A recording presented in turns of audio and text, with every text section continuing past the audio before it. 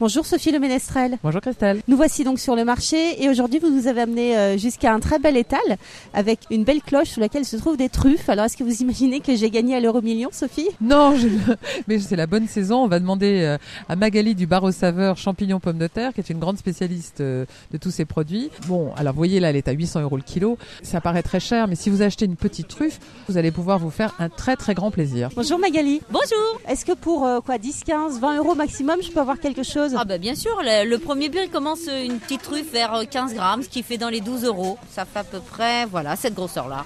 Là, elle est bien noire, donc elle est bien mûre. Elle vient d'où? Du Périgord. Voilà, c'est la pleine saison de la truffe en ce moment, la Mélanosporum. En ce moment, c'est au mois de janvier qu'elle est la plus parfumée. Et alors, elles sont présentées sous une cloche avec justement des œufs. Ça veut dire que c'est l'une des utilisations de la truffe? La coquille des œufs étant poreuse, il va y avoir un transfert du parfum et de l'arôme de la truffe vers les œufs. Et donc ensuite, quand vous allez faire votre brouillade, elle va être extrêmement parfumée. Il faut laisser vos œufs pendant à peu près 2 jours au réfrigérateur dans une boîte avec vos œufs et ça va être absolument magique. Et vous pourrez utiliser votre truffe. Après, vous en mettrez quelques lamelles bien sûr sur votre brouillade, mais vous pourrez l'utiliser pour autre chose. Quelles autres utilisations, Sophie? Alors déjà, vous allez prendre les écorces, vous allez les mettre avec un petit peu d'huile d'olive par exemple ou une huile de pépins de raisin et faire une magnifique salade de pommes de terre. Vous allez les sortir bien chaudes et mélanger au dernier moment votre vinaigrette qui va prendre tout son parfum. Parce qu'en fait, la truffe, elle n'a besoin de pas grand-chose.